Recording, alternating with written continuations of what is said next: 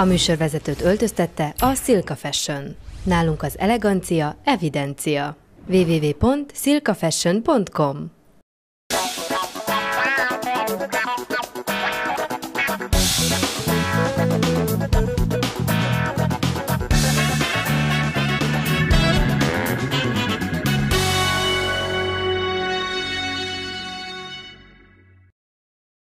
Sok szeretettel köszöntöm kedves nézőinket, és nagy-nagy szeretettel és tisztelettel köszöntöm a jelenlévő atyákat. Megtisztelte műsoromat dr. Ber Miklós váci püspök úr, megtisztelte műsoromat dr. Faragó Artúr lelkész, a Váci Egyházmegye kórház lelkésze. Ez azt jelenti, hogy sok ember dolgozik vele, körülbelül 100-an, vagy még többen is. Igen, nagyjából 100-an. 100-an, és nagy szeretettel köszöntöm dr. Farkas László lelkész urat, aki pedig az ifjúsági felelőse, lehet így mondani, tehát az ifjúsági csapat összefogója felelőse, és itt is bizony nagyon sokan dolgoznak főállásban is, meg önkéntes munkában is. Itt ha jól tudom, akkor ilyen 100-as nagyságrendről van szó itt is? Hát 200 önkéntes. 200 igen. Önkéntes van. Felhívtam a Váci Egyházmegyét, tehát a püspökség telefonját, akkor most nagyon-nagyon nagy csapdába küldhetném itt az atyákat, mert ugye ott 9 dolgot felsorolnak, úgyhogy szívem szerint azzal kezdtem volna, hogy bejátszom ezt a 9 tevékenységet, de hát inkább kezdjük a püspök úrral, aki talán az egyik legismertebb és legszeretettebb magyar atya, akit itt az országban ismernek. 2003 óta püspök atya a Váci püspökségnek a püspöke. A jelszavát szeretném itt most elmondani, ugye, hogy rendületlenül a hitben. Permanentes in fide. Igen, és az megpróbáltam volna azért, de ez úgy látszik, hogy ez a bizalom még nincs meg, hogy azért ezt megpróbálom. Nem meglepődve tapasztaltam, de nagyon érdekes, hogy a Váci Egyházmegye honlapján úgy szerepel, hogy ki van írva, ugye, hogy Váci Egyházmegye, és aztán ki van írva latinul is, és ezt megpróbáltam megmondani, hogy diocésis, ezt jól értem? Diocésis vaciensis. Vaciensis, tehát igen. Ez azt jelenti, a diocésis, ez az egyházmegye. Ez az egyházmegyét. Igen. Ez az egyházmegyét jelenti. Igen, a vaciensis, azt kitaláljuk, hogy vácit jelent. No most, hát a püspök úrnak ez a jelszava, ugye? Ez minden püspök a püspöki avatáskor választ egy jelszót. Ez tulajdonképpen azt is mondhatnám erre, hogy végül is ez egy kötelessége nem csak egy hívőnek, hanem egy papnak főleg. Én azt hiszem, hogy mindnyájunknak szükségünk van valamiféle irányra, amifelé az életünket próbáljuk navigálni. És amikor megkaptam a püspöki kinevezésemet, ez még Esztergomba volt, mert először még csak segédpüspök lettem Esztergomban, és úgy átvillant rajtam ez a gondolat, hogy a nehézségekkel szemben a hitünk ad erőt. Rögtön ez a gondolat villant át rajtam, hogy hát azért nem lesz egy könnyű a püspöki szolgálat. Biztos, hogy sok nehézségem lesz. És aztán utána, amikor már egy kicsit megbarátkoztam a gondolattal, akkor ezt egy kicsit így módosítottam, hogy az egész papi életünk a hit vonalán teljesedik ki. A papi életünk a hitünknek a következménye vagy bizonyítéka, ettől leszünk hitelesek, szép ez a magyar szójáték, és ezt találtam az egyik páli levélben, hogy legyetek álhatatosak a hitben, rendületlenül álljatok a hit útján. És ezzel én úgy nagyon azonosítottam magamat, a szolgálatomat, és hát magaménak érzem ezt a püspöki elmondatot. Amikor egy civil ember, még talán a templomba járó ember is, amikor azt hallja, hogy valaki püspök, akkor erről a fogalomról, hivatásról eszébe jut, hogy egy díszes, meggyőző, nagyon-nagyon sok emberrel felvonuló ceremóniát vezet, de azt kevesebben tudják, hogy mekkora apparátust kell irányítani, és hát ennek az apparátusnak egy-egy vonulatait ugye az ifjúsági lelkészeti vonal, és a másik pedig a kórházi lelkészeti vonal, ami egy-egy komoly szervezettséget is jelent. Mondom, a telefonközpont az ugye eleve 9 dolgot a titkársággal együtt, tehát 8 olyan terület van, még a számítástechnikát is azt hiszem, hogy felsorolják, amely itt működik. Hány ember dolgozik körülbelül? Ez az egyik legnagyobb egyházmegye, az első 2-3 legnagyobb egyházmegye között van Magyarországon. Igen. Hány ember dolgozik tehát, ebben? Az arányokat próbálom fölvázolni, az országnak körülbelül az 1/10 területileg, de a lakosság szempontjából is körülbelül 1 millió ember él ezen a területen. Ha térképre nézünk, akkor egész Nógrád megye, Pest megyének a 2/3 legalábbis a Dunától keletre első rész, Jász-Nagykunszolnokból is, meg még ott 60 környéke a Heves megyéből is hozzánk tartozik, tehát területileg is nagy, és ha az egyház szervezetét nézzük, 350 valahány templomunk van. Most ezzel nagyobb városaink, ugye az, hát a Szolnok, Cegléd, aztán Nagykőrös, Balassagyarmat, Salgótarján, ugye Vác mellett. De hát a legtöbb templomunk egy-egy faluba van, úgyhogy ez is megint körülbelül egy arányító, és ha már a munkatársakat, a közvetlen püspökségi munkatársakat veszem, körülbelül 50-60 közvetlen munkatársam van. És akkor ebből hát következik, hogy hányféle tevékenységet fog össze a mi püspökségünk. Az egyik terület az ifjúsági lelkipásztorkodás, a másik terület az egészségügyi területünk, a kórházak és a betegek gondozása, de aztán hát ide tartozik a karitás, szociális feladatokat ellátunk, nevelőszülői hálózatunk van, iskoláink vannak, is tudom, hogy a tatarozások ügyét egy külön építésziroda felügyeli, hát tényleg informatikai hálózatunk van, tehát úgy körülbelül el lehet képzelni, hogy ennyi ember van ott a közvetlen munkatársi körömben. De emeljünk ki, bocsássa meg, püspök úr, emeljünk ki egyet a Vastag Magdi asszonyt, aki az, hogy mondjam, a szigorúság és a pontosságot az egyházmegyében, szóval úgyhogy nagyon nagyon hálás vagyok, hogy ő kézbe tartja a püspöki irodánkat, és hát ez az ő egyik feladata, hogy védjen is engem, ugye, mert hát ugye telefon, internet, a postai levelek áradata jön, egyszerűen képtelenség lenne, hogyha minden közvetlenül rám zúdulna, tehát ő az, aki kezeli, elrendezi, irányítja, meg az időmet beosztja. Hárít. De hát azért azt hadd mondjuk el püspök úrról, hogy ugye László atyával beszélgettem, elég sokat volt lehetőségem, hál' Istennek, és megvallom őszintén egyébként, hogy nekem nagyon-nagyon jól esett, tehát amikor a püspökségen tudtunk beszélni, amikor László atyával tudtunk beszélni, vagy amikor Artúr atyával telefonáltam, én nem tudom, hogy mi van velem, én nem vagyok egy ilyen nagyon szabályszerű ember, de nagyon jól esett a társaságuk és a személyiségük, nagyon jól esett mindhármunknak, úgyhogy tisztelettel ezt jelzem. És hát amikor beszélgettünk, akkor ugye én kérdeztem, hogy milyen a kapcsolat, mert ugye hát itt nem csak egy paptársról van szó, nem csak egy tiszteletes társról, hanem a főnökről, és akkor ugye, de ezt László atya mondja el, hogy mennyire nehéz elérni a püspök urat, mert én nagyon jó szívvel tapasztaltam és hallottam azt, amit mondott, mert én azt tapasztaltam is. Igazából bármikor fölhívhatom, és hogyha fölhívom, akkor vagy azonnal elérem, vagy nagyon rövid időn belül visszahív. Tehát ez egy ilyen rendkívüli biztonságot ad nekem, hogy hát valóban a püspök atya is, tehát hogy figyel ránk, és hogy nincs olyan ügy, ami nem fontos számára, hogyha mi visszük elé. És hogy nem annyira főnökként, vagy ügyvezetőként nézünk rá, hanem inkább ilyen atyaként. Folytassuk Artúr atyával, aki ugye történész doktor, ugye? Mi volt a disszertációnak a témája? Nagyon régen írtam a disszertációmat, de a századfordulónak a katolikus megújulásával foglalkoztam, ez konkrétan 1890-től 1910-ig terjedő időt jelent. De nem akkor írta atya, ugye? Tehát kicsit később. Nem, kicsit később sikerült azért ezt, tehát az időgépben nem kellett azért olyan sokat tartózkodni. Ezt 91-ben írtam meg. Történész és tanított is történelmet, ugye? Tanítottam is egy kicsit történelmet. Azt nagyon szerettem azt a néhány évet, amíg ugye Vácon a levelező tagozaton tanítottam, mert hát Ugye felnőtt emberekkel találkozik az ember, nincsenek olyan gondok, mint egy kisgyereknél, vagy kisebbeknél, fiataloknál, hogy fegyelmezni kellene, ugye felnőttek azért vannak ott, mert érdekli őket, és akkor szinte öröm volt tanítani.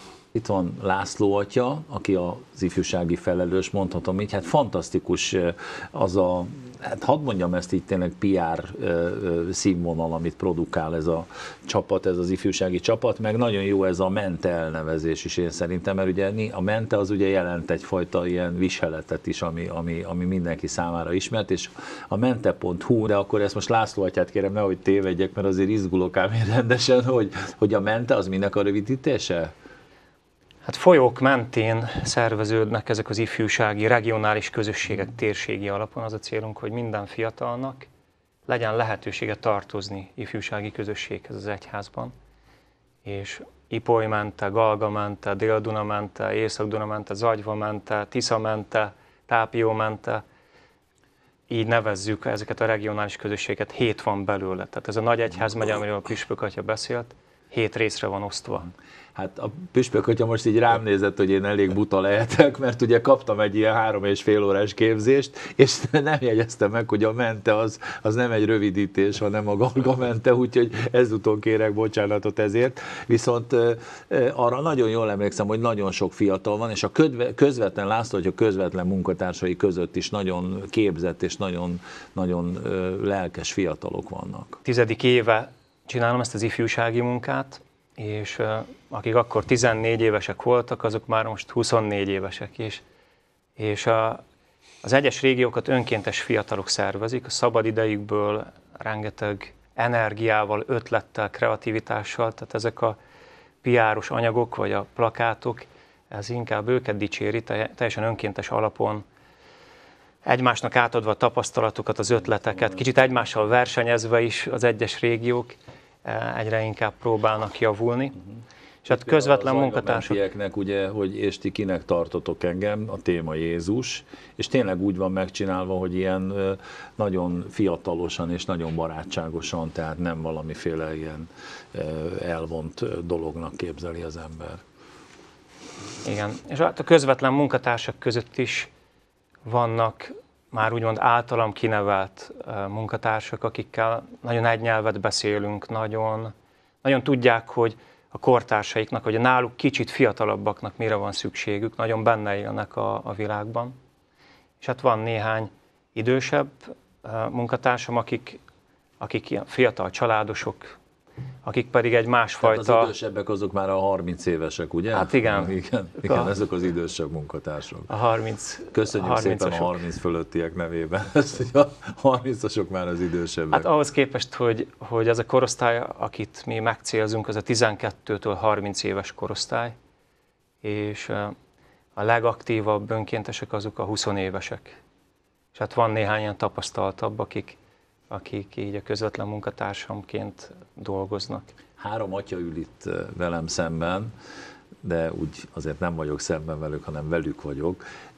Mind a 3-an miséznek, mind a 3-an valamely templomhoz, bazilikához tartoznak. Elsősorban papok vagyunk, és a papi szolgálatunknak az értelme és az egészen sajátos feladata a Isten tisztelet vezetése, ahogy mi katolikusok mondjuk, a szent liturgiának, a szent misének a vezetése.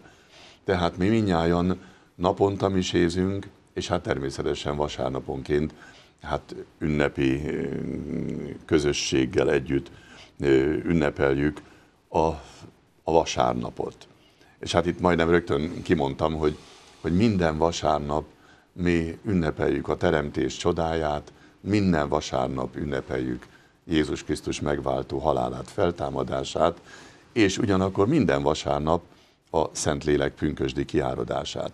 Tehát ez minden vasárnapunknak az ünnepi hátterében ott van. Na most én azért egy picit pontosítanám, hogy igaz, hogy ott van a mi szép váci székesegyházunk, de a legritkább, hogy én ott mondom a vasárnapi misét. Hiszen járom állandóan az egyházmegyét, tehát most legutóbb például 60-ba bérmáltam. De ez minden héten így van, szombaton, vasárnap is megyek, Csak a legnagyobb ünnepeinken, tehát karácsonykor, húsvétkor, pünköstkor vagyok egészen biztos a váci székesegyházban, a váci hívek között. De kétségtelen, hogy ez mindig egy nagy öröm, sok kedves emberrel, és hát én most már a 14. évemet töltöm a Váci Egyházmegye élén, egyre több ismerős arcot látok, bármerre is járok, akár Szolnokon voltam múlt héten, vagy a napokban megyek Salgótarjánba, mindenütt már ismerőseket látok. Egyszerre lehet kedvesnek és fegyelmezőnek lenni egy főnöknek? Már bocsánatot kérek, mert hát ön egy nagyon komoly apparátus főnöke is, püspök úr.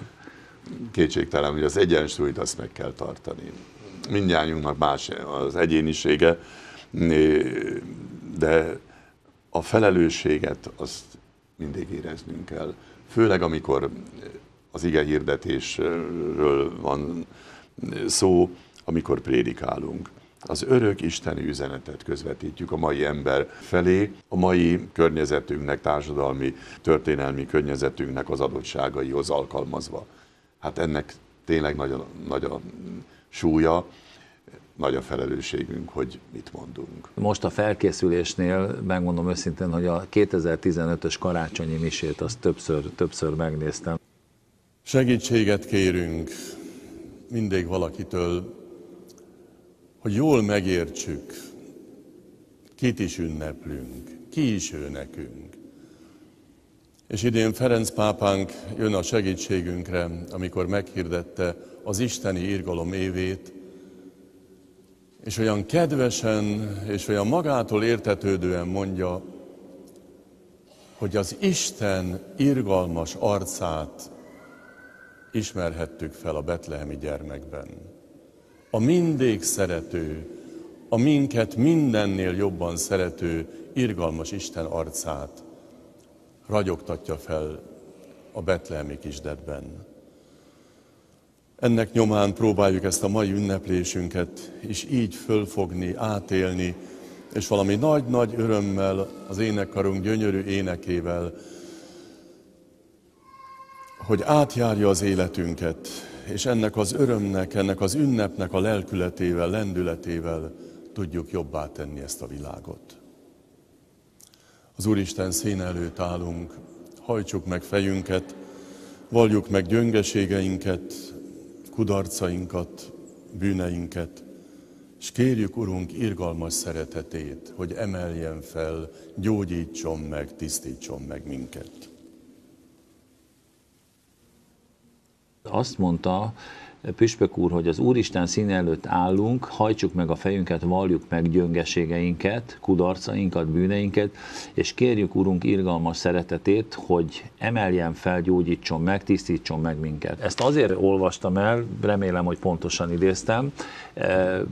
Zárójelben hadd mondjam el, hogy egészen fantasztikus szónok a püspök úr. Ezt nem tudom, ezt valahogy el akartam mondani ebben a műsorban, mert én, hogy is mondjam, nekem apukám az úgy nevelt engem, hogy ügyvéd volt, és a szónoklattan, meg a szónoklás, meg Demosthenész, meg Cicero, meg szóval, hogy az micsoda, és én ma is azt, hogy ki milyen szónok, ezt én nagyon-nagyon komolyan figyelem, és hát tényleg mélyen leveszem a kalapomat, vagy mélyen meghajolok, leveszem a kalapomat, és mélyen meghajolok, hogyha a zavarom elmúlik, akkor ezt így fogalmazom.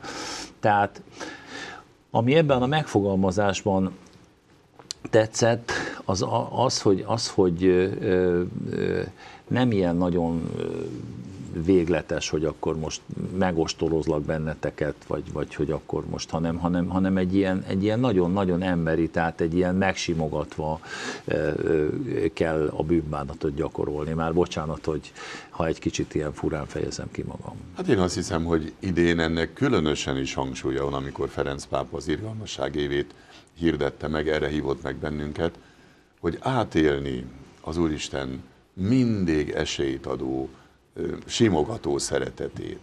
És tényleg a bűnbánatunk az nem egy önsanyargatást jelent, hanem a helyére tesszük a dolgokat. Tehát nem egy önmegsemmisítés, hogy lelkileg beleáldozzuk magunkat, hanem valahogy ezt úgy kell megoldani, hogy a lelkünket is átmentsük. Minden bűnbánattartás egy újrakezdés, egy új nekilendülés, És hát azt hiszem, hogy ez az Úristen irgalmas szeretetének a nagy ajándéka, hogy érezzük azt, hogy bízik bennünk, hogy átéljük ezt. Nem tudom, hogy előfordult-e már a médiában a püspök úrral, hogy valaki a szentbeszédét próbálta meg elemezni, vagy megkérdezni az okát, hogy valamit hogyan, mit, miért mondott, de én a kudarcainkat szeretném így kiemelni, hogy miért kell a kudarcainkat megbánni. Hát van úgy, hogy nem tehetünk a kudarcainkról. Nem is az, hogy megbánni, hanem megvallani. Elismerni. Azt szoktam mondani, hogy ami velünk emberekkel legnagyobb tragédia megtörténhet, az a magabiztos gőg. Amikor azt tételezzük föl magunkról, és azt várjuk el másoktól is, hogy minket hibátlannak tartsanak. Tehát ez a legnagyobb tragédia. Azt szoktam mondani, hogy a gőgös emberen nem lehet segíteni. Amikor mi a kudarcainkat is elismerjük, ez valahogy egy Pál apostolnak a gondolatvilágából adódik, akkor értjük meg azt, hogy ami igazán fontos az életünkben, azt kapjuk ajándékba az Úristentől. Nem akarok személyeskedni, de ezek szerint akkor ez egy jó vonásom, hogy én egyáltalán nem tartom hibátlannak magam. Folytassuk akkor Artúr atyával, ugye, aki történész, és aztán hát itt ez egy nagyon érdekes számomra, mert próbáltam most a projekt helyett valami más szót keresni, de igazából az van, hogy mind a két atya, aki itt ül, László atya is és Artúr atya is, végül is egy projektet próbált meg úgy megalapozni, felépíteni, amit végül is ők maguk találtak ki, vagy ők maguk indítottak el. Tehát ez a kórház projekt, ez hogyan, miért született meg egy történésznek a fejében, lelkében? Hát én a történelemmel is azért foglalkoztam, mert úgy gondoltam, hogy az az életről szól, ugye főleg a témám is ugye a katolikus egyháznak a megújulása, és a hétköznapokban is, a legegyszerűbb napjaimban is ezt keresem, hogy mi az, ami igazán az élet. Na most az életnek egy nagyon jelentős része zajlik a kórházakban, illetve hát azt sem szabad figyelmen kívül hagyni, hogy hát olyan sokan kerülünk betegségbe. Ugye szoktuk ugye mondani, emlegetni mindig, hogy hát olyan nincsen, hogy valaki ne lenne beteg, csak még nem vizsgálták meg ugye tisztességesen. És... Köszönjük szépen. Ez nem egy optimista megfogalmazás. Ez egy tárgyalagos vélemény szerintem. És ugye maga ez a kórház is arról szól, hogy ezt ne felejtsük el, ezt a világot, mert ugye az életnek ez egy nagyon jelentős része. Bocsánatot kérek, hogy megszakítom, püspök úr, el kéne azért engedni Artúr atyát szabadságra, tehát aki ezt mondja, hogy mindenkiben ott a baj, csak lehet, hogy nem tudja, szóval annak azért egy hét valami jó kis helyen vakációval szerintem kijárna. Akár ott Pest megyében is, vagy a Váci egyházmegye területén. Ez egy nagyon elrejtett világ. Sokan, akik éppen ugye az adott pillanatban egészségesen megyünk az életünk útján, nem nagyon szembesülünk vele.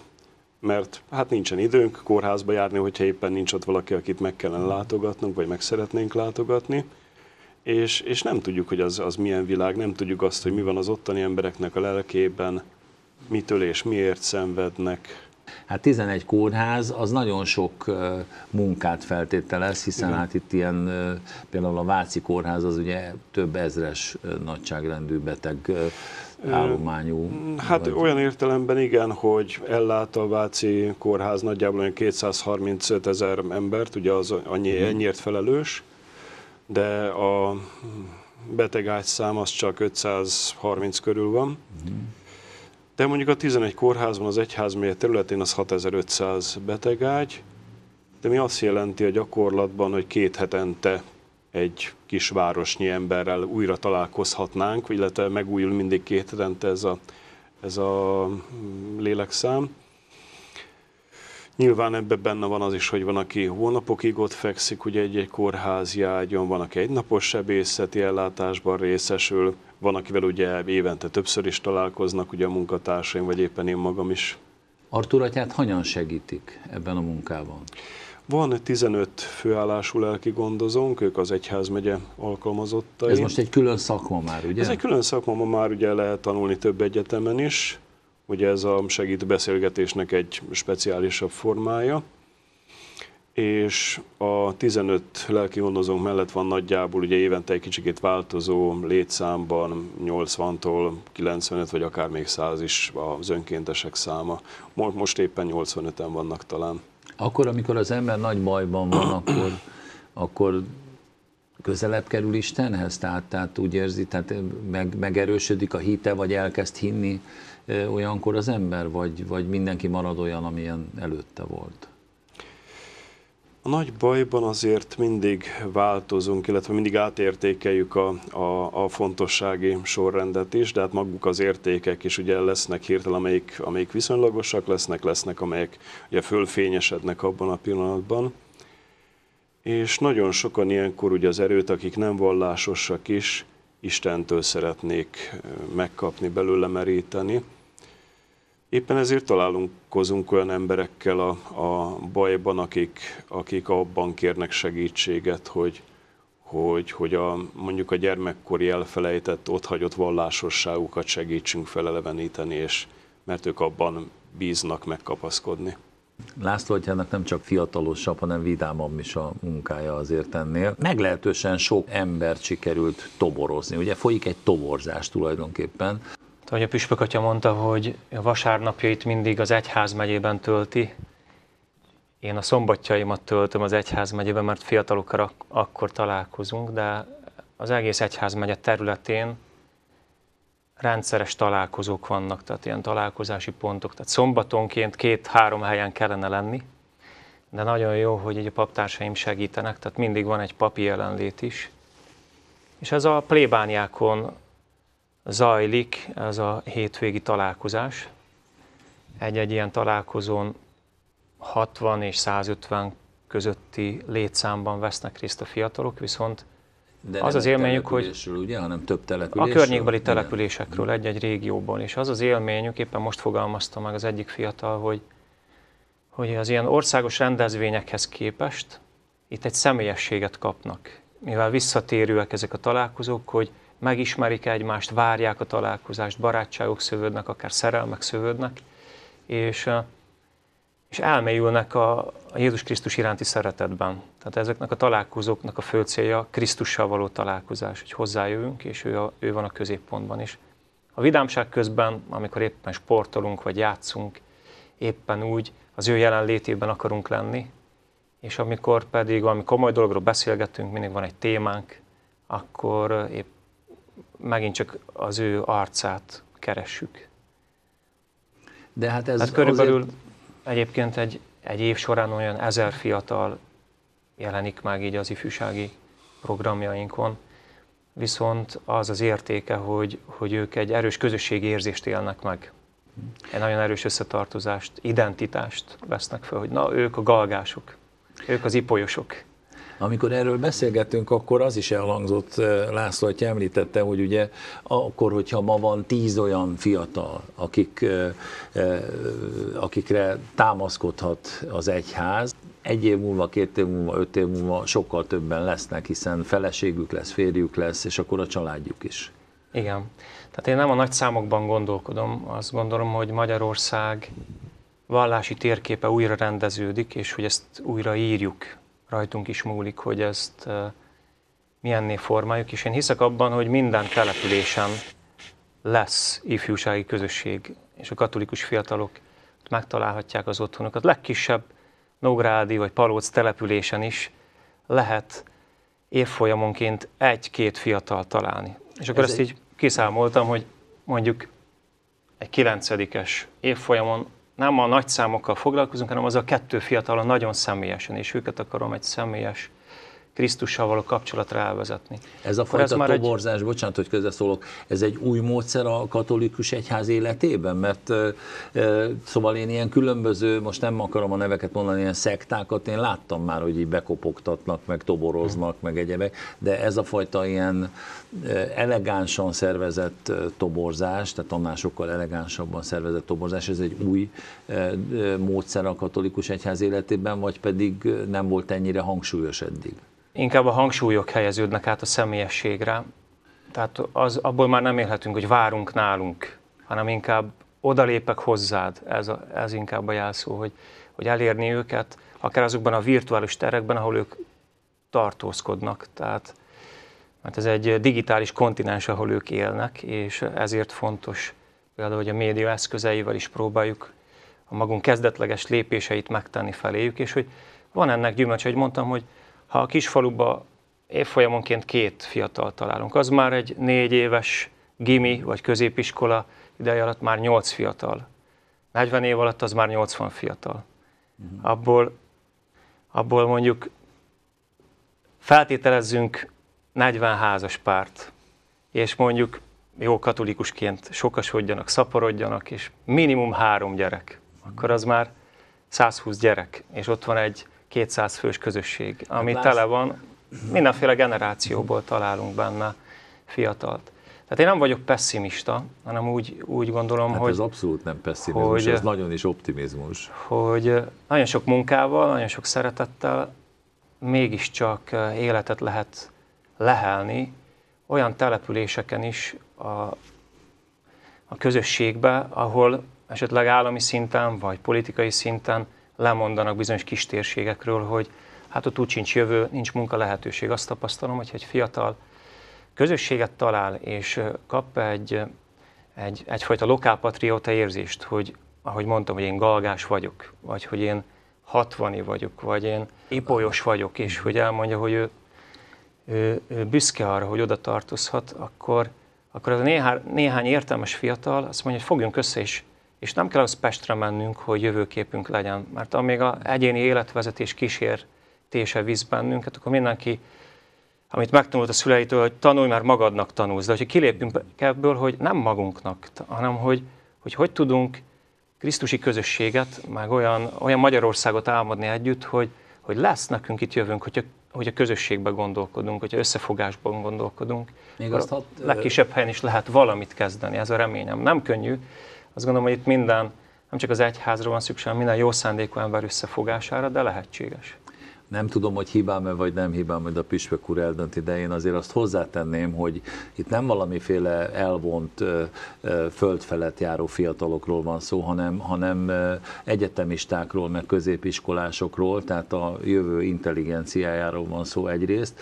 Másrészt pedig, hogy nem tudom, hogy ez szabad-e vagy nem szabad, püspök úr majd értékeli a dolgot, hogy itt nagyon sok szép fiatal vonzó lány, tehát szép és csinos lányok, és nagyon jóképű fiatal emberek vannak, tehát tényleg jó ránézni erre a társaságra olyanok, és hát szellemileg is egy nagyon aktív csapat. Ugye a Mentét már említettük, az tényleg egy remek honlap, a mente.hu. Artúr atyát se felejtsük el, hiszen a kórházi vonalnak is van egy honlapja. Kórházlelkész.hu. Kórházlelkész.hu. Ezek nagyon ügyes dolgok egyébként, püspök atya, mert ő kisajátítja a kórházlelkész fogalmat, tehát most a más megyéből nem fognak tudni kórházlelkész.hu csinálni.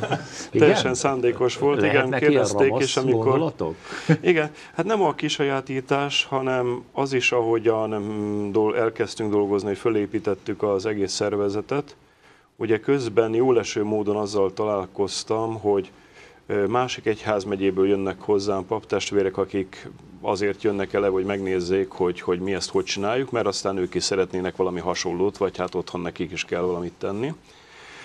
És ez azért volt jóleső, mert annak örültem, hogy tudunk talán segíteni ezzel tényleg ugye a többieknek, és ezért is sajátítottuk ki ezt a címet is, mert hogy itt ugye próbáltunk elhelyezni ugye az olvasható, meg a szakmai anyagok című rovatban is olyan dolgokat, amiket máshol is föl tudnak használni, hogy azért is tettük oda, és azért is nincsen rajta semmiféle, nem tudom, szerzői jog, meg ilyesmi, hogy aki ezt tudja használni, akkor az használja örömmel és haszonnal.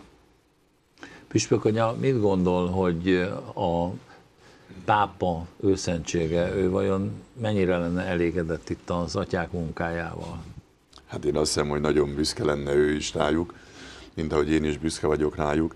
És ez teljesen egybecseng Ferenc pápának a gondolatvilágával, aki kezdettől fogva ráirányítja a figyelmünket, tehát a hívő emberek figyelmét, de egyáltalán a társadalom figyelmét azokra a szükséget szenvedő embertársakra, akik segítségre szorulnak. És ezt merem mondani a fiatalokra is, hiszen a fiatalok előtt is kell, hogy legyen eszmény, legyen irányítás, legyen olyan távlat, ami felé ők el tudnak köteleződni. De hát a beteg embernél meg még inkább egyértelmű ez, hogy segítségre szorulnak.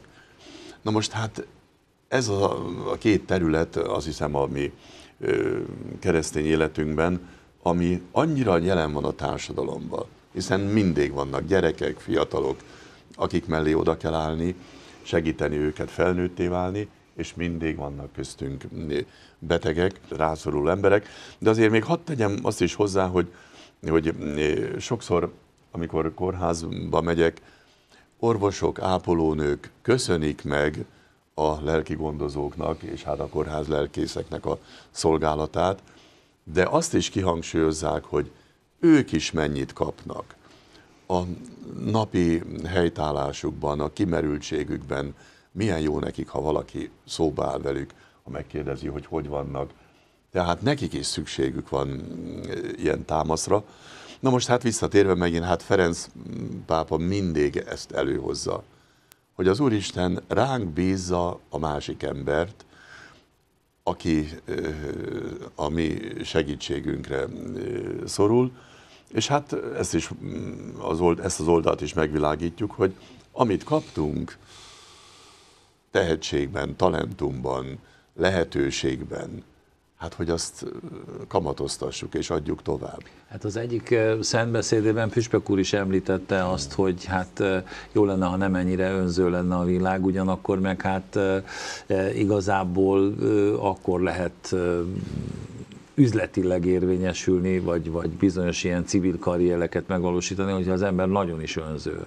Annyira hogy fiúkat és lányokat is ismerek, hogy teljesen másodlagossá válik az például, hogy családot alapítsanak. Tehát nem csak az, hogy az idegenekkel szemben kemények, hanem saját magukkal szemben is ilyen módon. Hát ugye ez a nagy kísértése minden nemzedéknek, és hát ma különösképpen is tapasztaljuk, amikor a nagy lehetőségeket felcsillantják a fiatalok előtt, akár éppen külföldi munkahelyek, vagy külföldi érvényesülés szempontjából. És erre azt szoktam mondani, hogy a kísértésnek ez a csapdája, hogy rövid távon úgy tűnik, hogy most milyen karriert elér, milyen jó fizetése van, mindjárt lakás, kocsi, de hosszú távon, amikor már ő is visszatekint az ő életére, és kiderül, hogy nincs tartós kapcsolata, kimaradt az életéből a gyerekvállalásnak az öröme és boldogsága, akkor döbbennek rá arra, hogy itt valami hiba volt. Tehát mi éppen ezért szeretnénk a fiataloknak segíteni abban, hogy ők hosszú távon tudják az Úristen szándéka szerint elképzelni, megtervezni az életüket, amiben benne van természetes, hogy a tehetségüket kamatoztassák, tanuljanak, de ugyanakkor a személyes kapcsolataikra is rátaláljanak. Hát ahogy én néztem ezeket a fotókat és videókat, László, hogyha itt nagy igény lesz majd tehát sok lánykérés, meg sok ilyen férjezmenési szándék lesz, de hát azt nem említettem, ez egy súlyos hibám, hogy itt egy válogatott futballista is van közöttünk, méghozzá László atya. Hát, ugye ezt a sztorit azért szeretném, mert ugye gyerekkora óta focizik, és az egyik pályaválasztási alternatíva volt egy ideig ugye a foci, tehát hogy focista lesz. Igen, általános iskola tehát vége felé gondoltam, hogy foci suliba kellene tovább menni, de hát ilyen maximalista voltam, és túl jó volt a bizonyítvány, és hát azt mondtam, hogy ezt azért mégse vállalom be. És hát igazából az élet is rásegített, hogy egy olyan komoly sérülést szenvedtem az egyik mérkőzésen, hogy letört egy darab a bokámból, és újra kellett tanulni járni.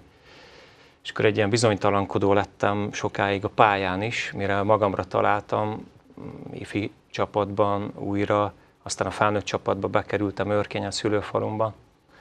Mindig arra vágyakoztam, hogy egyszer én a Népstadionba pályára léphetek. Méghozzá válogatottban. Válogatottban.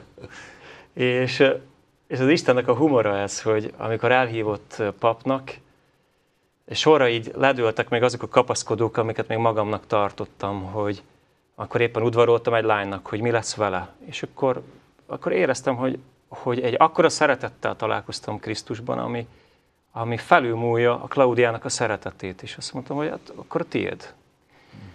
Aztán utána még maradt egy nehézség, hogy de mi lesz a focival. És hogy azt éreztem a szívem mélyen, Jézus azt mondja, azt akarom, hogy az én csapatomban játsz. És akkor magamban mondtam, hogy jó, ez vicc, tudom, te csapatodba. Akkor ez ilyen lelki értelemben majd megvalósul valahogy, de én azért a focipályán is szeretnék játszani. És hát amikor kispap lettem, egyszer csak elhívtak a színész válogatott elleni mérkőzésre, a Népstadionba játszani. Aztán ott például Kokóval is összetűztünk, aki a színész csapatba játszott, tehát nem volt ki a csapatuk is. És hát volt egy bődületes nagy... Azt a meccsen, rendesen lerúgta a László atyát, hogyha szabad elárulnom. Hát volt egy szándékosan, de ott nem, ez teljesen, tehát egy bődületes nagy lövő helyzete volt, és nem tudom, beletettem a bokámat, és igen. Hát be kellett áldozni magam, mert gólt kaptunk volna. Tehát bocsánat, Kokó védelmében, tehát Kokó, amikor rúgott, akkor még nem volt ott László atya lába, tehát így van, tehát teljesen szabályos volt, tehát nem volt falt.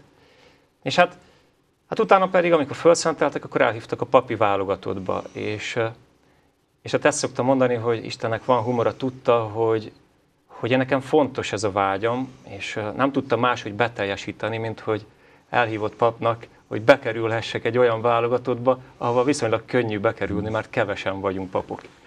Úgyhogy így bekerültem a magyar papi válogatottba, és hát Horvátországban volt életem legnagyobb foci sikere. Sose voltam gólkirály, de ott gólkirály lettem, egy ilyen papi Európa-bajnokság, egy futsal. Hát, gratulálunk. Azért úgy zárójelben megjegyzem, azért a civil pasas azért megszólal belőlem, hogy hát azért erre a Klaudiára én nagyon kíváncsi vagyok, egy fényképet nagyon szívesen, Artúr atya is itt bólogat, fényképet nagyon szívesen, mert azért erről a történetről én sokkal többet hallottam, sajnos itt nincs módunk erre elmesélni, amikor az ember el kell, hogy döntse, hogy most akkor a szerelmet, vagy pedig a Jézus szolgálatát választja. Valahogy hát... úgy tudnám ezt fogalmazni, azt olvasjuk a Szentírásba, hogy a szerelem az Úrnak lángja. Tengernyi víz sem tudja eloltani a szerelmet. Nyilván akkor igazi egy szerelem, hogyha valaki Istenben éli meg, tisztán éli meg, és nem önmagát keresi benne, nem parázna módon éli meg, hanem valahogy belülről egy Istennek tetsző szépséggel. És hogy amikor itt találkoztam az Isten szeretetével, akkor én úgy éltem meg, hogy én nem egy lángocskával találkozok most, hanem a tűzzel. És hogy nekem az egész tűz kell. És úgy éreztem, hogy nekem egy láng kevés. Tehát egy nőnek a szerelme kevés ahhoz képest, hogy én a tűzzel élhetek. Párosan szép a műsorunknak a neve. És kicsit így élem meg, hogy a papi életnek az az öröme, a cölibátusnak az az öröme, egyszerűen ismeretlen egy kívülálló számára, hogy mit jelent, amikor megélem, hogy az ember igazi partnere az Isten. Hát a hívő emberek, én azt hiszem azért ezt úgy át tudják érezni, és tudják, tehát a mélyen hívő emberek, de hát vannak ilyen, hogy is mondjak, ilyen hogy úgy azt mondjuk, hogy nekünk van egy nem külön Istenünk, de hát úgy mi külön tudunk beszélgetni vele. Tehát, hogy nem megyünk el a misére, de azért mi külön megbeszéljük az Istennel a dolgokat. Ehhez mit szól Püspök úr, hogy így ilyen privát isteni szolgálatokat vesznek igénybe? Nagyon sokan egyébként, tehát megkeresztelt emberek, és akkor úgy azt mondják, hogy tényleg én úgy elbeszélgetek az Istennel.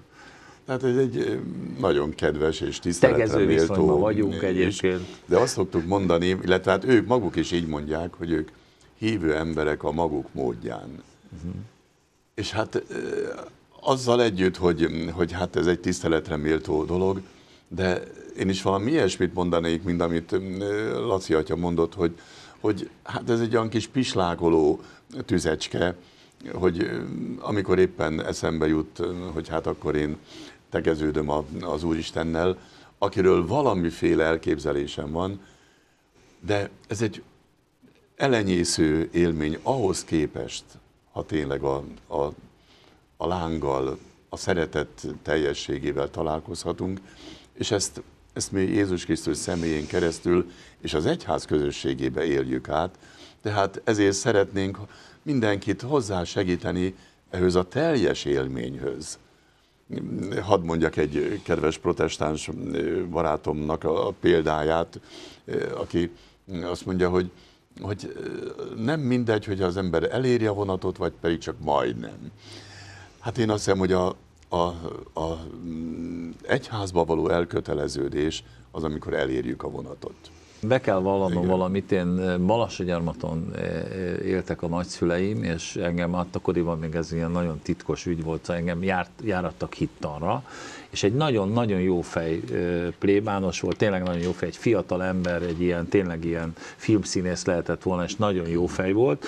Ő engem viszonylag okosnak tartott, mégis egy kicsit így visszafogott, tehát azt mondta, hogy én ne tegyek fel kérdéseket a hittanórán, hanem én maradjak ott utána külön. De ezt utána érdekes, hogy a televízióban az egyik igazgatóm is ezt mondta, hogy én az értekezleten ne kérdezzek, mert például ilyeneket kérdeztem, hogy jó, rendben van, azt mondjuk, hogy édes Jézus, légy vendégünk, áld meg, amit adtál nékünk, ámen. De hát hogy lehet az, hogy most egyszerre 10 millióan ebédelnek, vagy 100 millióan a földön, és hogy akkor most a Jézus mind oda megy, és akkor vendégeskedik? Szóval ilyen kérdéseim voltak, de tehát most én nem akarok ilyen egyházi vitákat kezdeményezni, de mindesetre ezért akkor egy kicsit úgy megfelelt. De ezek fontosak, mert ugye az atya. Isten fogalmunk is kell, hogy fejlődjön, és hát persze szükségünk van hasonlatokra, képekre, hát ehhez rögtön csak ezt mondom, hogy hát a nap mindenkire ragyog, mindenkire rásüt, és hát mindenki úgy érzi, hogy éppen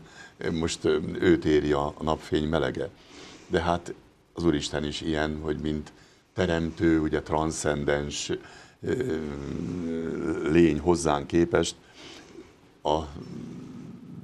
a tér és az idő fölött valami egészen másfajta kapcsolatunk, mint ami érzékelhető világunkban. De ezek jogos kérdések, hát pláne egy gyereknél. Van egy ilyen műsorom, hogy jogos kérdés egy gyereket, úgyhogy akkor, de ezt nem abban fogom feltenni. Eszembe jutott, hogy végül is ezt a rendületlenül a hitben jelszót, ezt tulajdonképpen Artúr atya is, és László atya is rendkívül komolyan betartja, és rendkívül komolyan megfelel ennek az elvárásnak. Ugye? Hát ez csak így lehet. Mert ugye ezek a szolgálatok, akár az ifjúsággal való foglalkozás, akár a betegekkel való együttérző törődés, hát ez is, ahogy mondtam is az elején, hitelesíti a mi életünket, hogy azt egész szívvel tesszük, felelősen, és tényleg az ő érdeküket keressük.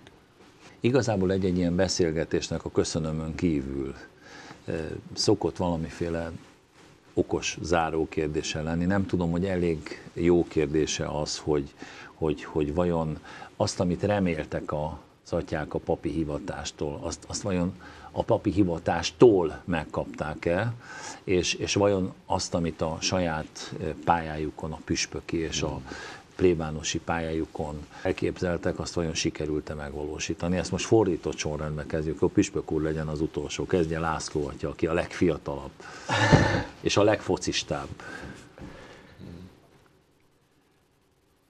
Amikor az első papi évem már Salgótarjánban töltöttem, egy barátom fölhívott, hogy érzed magad a bőrödben. És azt mondtam, hogy én nem tudtam, hogy ennyi örömöt, tehát nem tudom, hogy lehet elviselni ennyi örömöt és ennyi fájdalmat egyszerre. Tehát hirtelen, amikor rám nehezedett akár a gyóntatásokban egy-egy életnek a krízise, vagy akár a betegek, akiket látogattam, vagy... Tehát egyszer a fájdalom is nagyon intenzív volt a szemináriumnak, a papnevelőintézetnek a védettségéhez képest, de az öröm is, azt mondom, hogy nem tudom, hogy bírok elviselni ennyi örömet, tehát ennyi, és nem cserélnék senkivel. Tehát, hogy ezt az életet én azzal a teljességgel élhetem, amire Krisztus így kiterjesztette a kezét, és mindenkit megölelt, aztán szögeket is vertek a kezébe, de nem érte be kevesebbel. Tehát, hogy ezzel az igével foglalnám össze, hogy tudom, kinek hittem. Artúr atya? A második rész ragadott meg jobban, ugye, hogy még mennyi mindent kellene csinálnom nekem is, tehát még vannak terveim, meg amit még nem értem el, tehát amit meg kellene valósítani. Az első rész pedig arra, én úgy gondolom, hogy olyan sok mindent kaptam és kapok, és ezt ugye szintén a másik életén keresztül is, tehát amikor beszélgetek egy-egy beteggel, egy hozzátartozóval, egészségügyi dolgozóval, az ő életükön keresztül is annyi mindent látok, meg hát az ő életüket is egy kicsikét magaménak is tudom ilyenkor, hogy rengeteg gazdagságban részesülök. Püspök úr. Hát én éppen 50 évvel vagyok a papi szolgálatom kezdete után, és ha visszatekintek erre az 50 évre, csak azt mondhatom, hogy sokkal többet kaptam, mint amit a legmerészebb álmaimban is elgondoltam. Az Úristen bőkezű. Nagyon szépen köszönöm, azért még mielőtt elbúcsúzom, annyit mondhatom, hogy összesen 50 évesnek nem látszik a püspök úr, de ezt muszáj volt elmondanom. Nagyon-nagyon szépen megköszönöm, hogy megtisztelték a műsoromat, és nagyon-nagyon szépen köszönöm a kedves nézők figyelmét is. Remélem, hogy szívesen tartottak velünk ezúttal is. Viszontlátásra!